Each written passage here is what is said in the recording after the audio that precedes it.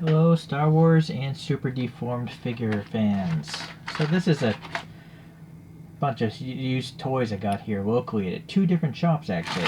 I actually found this thing at a shop, and then like a few weeks later I found these three somewhere else. So I actually have everything I need to have this video compare or talk about the two main ships from this series here. And these are toys made by Bandai. Bandai is known for making Gundams, but they have a line of figures called Converge, and they do have Gundam Converge figures, but they also have a Gundam Star Wars line, and they also have a Kamen Rider or Kamen Rider, one of those Japanese shows where all the characters wear costumes and look like insects or something like that. I haven't gotten into that really. But I do like Star Wars because I was a kid when these movies came out, and I still like Star Wars now. I like the way that they made models for real instead of in CGI. It's not in a computer. Ralph McQuarrie and the special effects guys, they made these things out of real plastic model kits and stuff like that. So that's what I like about it. Okay, so let's start with the good guys, I guess. And so we have this R2D2, and a lot of the older Converge figures have these silly clear stands that block so much of the legs that they're just, I think, a horrible idea. I don't know why they would have chosen to do that, so just have a stand with a peg. And also the figures usually stand without these things, so it's just a waste of plastic, really. Alright, well, we got R2D2 here, and Converge figures generally have very little to no articulation. So this one, you have the head, right, as it popped off. These are made of vinyl, so it's like a flexible plastic. It's not rigid like ABS, so if it drops, it has a much better chance of breaking. It can still break, just keep that in mind. It's not indestructible. I broke a Gundam Converge figure already. Okay, so the legs, yeah, they're on these really short pegs. It's nice that it says right and left on these legs. But you'll notice there's no, the third leg, the tripod leg, is recessed. And I think the reason why is because this one in particular has to fit inside the X-Wing. There is, I think, another Converge figure where it does have the third leg sticking out. Unless I'm crazy, no, I don't see a way to push it out. So I think this actually is a different casting than the other one. I don't see an easy way to pop that out, so. But I guess you could still angle it, without the third leg. Yeah, you could. But you'll see nice little paint apps going on these little guys. All this metallic blue, the black eye, the red eye, this thing here. This doesn't spin, though, I don't think. It looks like a separate piece. I don't want to risk breaking it, so. And then on the back side, more colors and optics and stuff. And then you'll see the panels are nicely done as well. There's even some little recesses and stuff, some paint in these tiny little panels down here. Some shock details or something, and hose details. So it's quite interesting that Bandai can get such good detail out of an inferior plastic. A hard plastic has tighter lines. But even with this soft PVC, I think they did a good job. Okay, so let's get into the X-Wing then. Now this is really deformed. It is so, that's why I bought it. It's just so crazy looking that I had to get it. So for reference, I think these are shots from the actual movie. But maybe they're the remastered movies, because that does look like it's CGI. Or maybe that's a video game, I'm not sure. But clearly, there's a lot of foreshortening going on this one. So, it's really funny. Okay, let's take a look at the side here. There's a bunch of molded details here. These phasers or whatever guns, yeah, you can see the vinyl. It's not straight. Another nice thing about vinyl is if you dip this in hot water or use a hair dryer, you can just hold it straight and then it'll reset itself, once it cools down. So I can fix that pretty easily. Going to the front, the engine details here, we have some fins or fans, which I don't know if that makes sense in space, but whatever. And then some panel details here again. Now this is PVC, you can see it bends, but this nose I think is rigid plastic. I don't get the feeling that this is soft. I could be wrong. I'm always wrong, so. Alright, on the bottom we do have... Oh, well, yeah, I am interested how old these toys are. As I said, I got them loose. Ah, boy, it doesn't say. It just says Bandai China. It would be nice if they date toys, you know, so you know... You can set a value of a used toy if you know how old it is. It helps, I think. Oh, whoa, I didn't even expect this. Alright, so you got the closed swing position. That's a nice surprise. Cool. That's just pure luck that that happened. And then full extension. Wow, that's even unrealistic. That's actually very very unrealistic, but I guess, you know, for maybe you could have it in landing mode. You could have it land on the wings, perhaps. But it looks like these are meant to be like the landing gear. Very crude, very rudimentary. It's kind of weird that the bottom is so lacking details compared to like this engine. I mean, this engine has all sorts of plumbing and stuff going around. You got some really fine ribs here. But yeah, this is definitely slacking off. I mean, they could have put some landing gear details there, but I guess the guy wanted to go home that day. Go home early, whoever designed this thing. I wonder if this cockpit opens now. No, I'm not seeing it. It looks like it's a separate piece, but there's no Luke. It would have been cool if they... No, I guess I can't fit a Luke Skywalker in there. Maybe his head. Alright, well anyways, the back of this thing's got a lot of nice detail, so that's cool. All these little hatches and recesses. They painted black the back end of the engines here. And also the cannons or phasers, whatever is on an X-Wing. Okay, trying to get the wings in a more normal position again. Gotta exit out. Alright. So, yeah, figure-wise, R2 just fits in here. And I guess that's it. It's supposed to be kind of a loose fit. I almost feel like... I wonder if I bought the tripod guy. Nah, I'm sure he wouldn't fit. I don't know. Here's the little hatch. Oh, well, this is nice. The hatch cover has nice black paint around these really nicely molded details. And this one, I guess, is hard ABS or some sort of rigid plastic. It's not PVC. It doesn't want to flex. But it's so light, I don't think that could break. Even if it fell off a bookshelf, I don't think that could break. So just to see what it looks like without R2, it looks like there's a little dog leg here. So I think that goes towards the front. Yeah, that's not bad. I mean, it's not the greatest panel fit, but it actually matches what's going on here. So it's a toy, right? It is a toy. Okay. I'm still gonna put R2 in it though. That's what he's for. I don't even know what the front of R2 is. Is it? I think the front may have the hoses there, and then I think that's more of his face than the back side. Oh, so I guess the other leg went. Oh, both legs are gone. Let me pause and find them. Okay, let's go with Darth Vader now. And so it seems like he's two pieces, and he also has these goofy little leg stands here.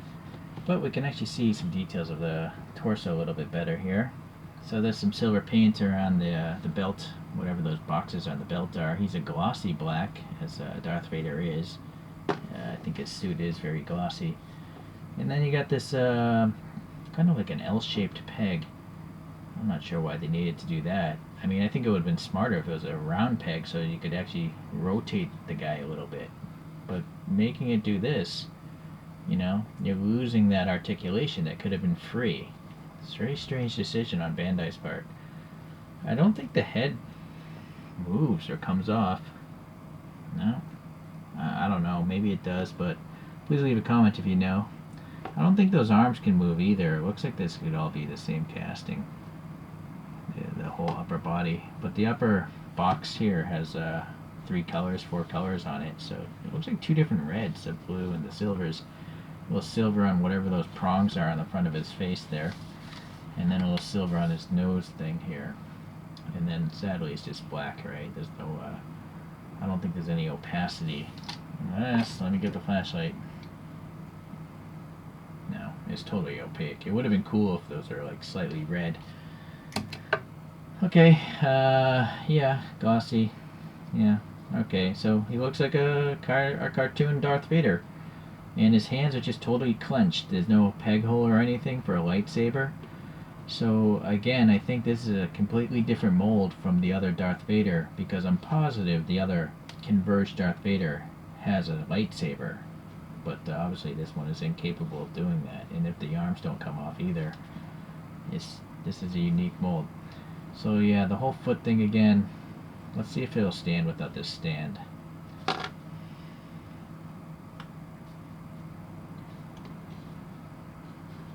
Yeah, see? The guy stands without the stand, so waste of plastic again. And they gotta put resources into making different molds for every character with these. So they're just making a more expensive product for no reason. Very strange. Okay, let's get to this thing. The X-Wing. Or no, this is the TIE Advanced Fighter. My bad. Advanced TIE Fighter. X-Wing, we already talked about that. Let's try to start with that thing closed. Seems like it's snapped in place. This might actually have more details, I think, than the X-Wing. Yeah, at least from this top view. There's a lot of different molded details here. It's very nice. Some black paint on those windows.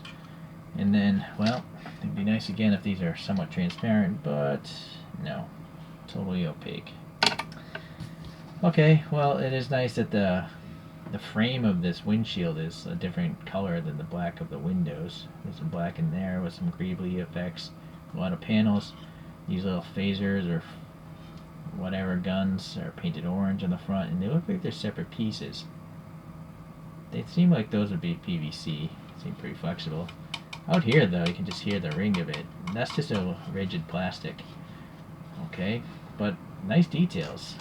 All these little rib details. I'm not sure why the X-Wing, why the TIE Fighter has like a honeycomb thing. Please leave a comment if you know. This is, again, kind of weak. You know, they just kind of said, hey, just no details whatsoever. This one's hollowed out. And then again, B China, but sadly no indication of a year. Seems like a wasted opportunity again to help collectors know how old their toys are. Okay, well, now without the hatch, let's pop the roof off of this guy. Alright, so keep in mind it's wider than the opening here. And anything on the bottom? No, it's just kind of molded. Oh, well, that's nice. On the inside of this guy we have, you know, these little controls. And it's actually, you know, separate pieces. It's not like bottoming out, I don't think, against this. Or maybe it is. But there's definitely a piece hiding it from the front. That's a nice little touch, although the guy's hands aren't open, so it's just, that would have been another cool thing if they had the guy's hand clenching the actual controls. But it seems like he sits in this a lot nicer. I think it's because it's hidden a little bit by the ball, whereas R2, I guess he's hidden by the cockpit. Sorry, I can't back out. Let me move the camera back. Move these forward. Move this angle up. And actually, yeah, here's the photo comparison. It doesn't look that far off. This clearly looks way goofier than this compared to that photograph, right? It's actually pretty close. Yeah, anyways. Okay, top views here. Yeah, the X-Wing is quite wide. Yeah, TIE Fighter. Yeah. It seems like, yeah, the TIE Fighter is a much smaller aircraft in this cartoon world. I think in the regular Star Wars series, look at the realistic vehicles. I think this is a small vehicle compared to an X-Wing. I could be mistaken again. Alright, well, let's compare it to a couple other Converge figures. And also, let's get the display stand out. Let's just go with the figures for now. So these are my first two Star Wars Converge figures. And I just don't really like the appearance of the Converge figures in Star Wars. So you'll also notice this thing is really problematic. The peg is so short. It's almost like I want to glue these in place. At least R2 is shorter than Darth, so that's pretty neat.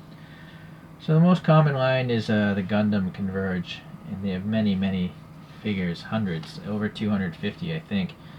And this is called an Exia, and so similar, the legs can't move at all. The arms can rotate, and as you saw, that shield came off, and I think this peg the hand can rotate.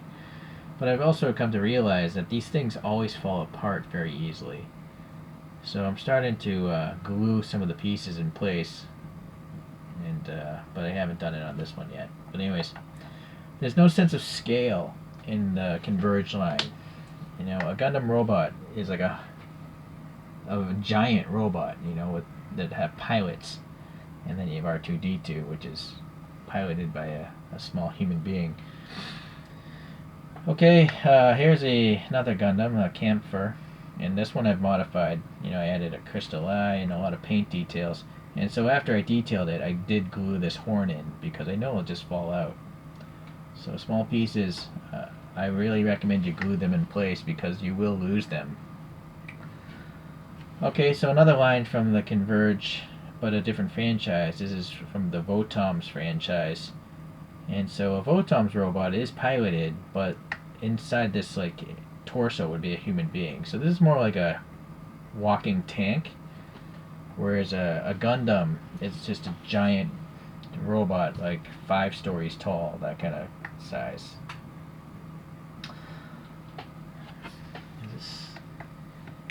Sorry, this thing always defaults to the fastest speed, which makes no sense.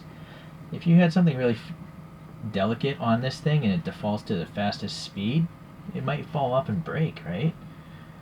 A weird programming choice by whoever made that spin coaster. Alright, so, yeah, again, all Converge, no matter what franchise. It seems as though they're roughly around the same height, except for R2, of course. So let me get the good old roller out. Darth Vader is a little over 2 inches tall, a little over 5 centimeters, maybe 5.5 centimeters. Not even so. This Bloodsucker Votoms, he's quite tall with the red things. 2.5 inches at least, maybe 7 centimeters. R2's pretty short. 1.5 inches or like 4 centimeters from what I can tell. So I guess the one nice thing is with Converge figures is if you don't care about franchises and you just like to have toys in the same general height for like display case purposes, then collect Converge, you know, because they'll all be around the same size.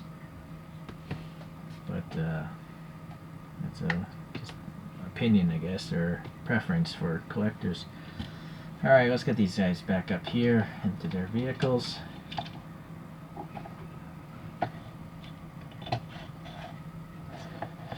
I guess we'll have them facing. Let's let that go for a spin. So, which vehicle do you guys like more? The deformed TIE Fighter or the deformed X-Wing? I'm having a hard time. I originally saw this used at a shop and I passed over it because it was kind of expensive and I didn't want to go down this rabbit hole of collecting these things.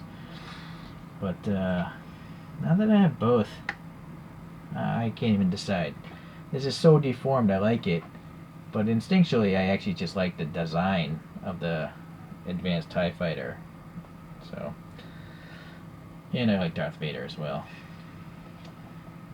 Alright, well guys, appreciate you guys watching, and I can't guarantee there'll be any other Converge Star Wars reviews, but there will definitely be a bunch of Converge Gundam reviews. I really like these guys, so I've ordered a few more online, so stay tuned for those videos later on. Thanks, and we'll see you in the next deformed video. Bye now.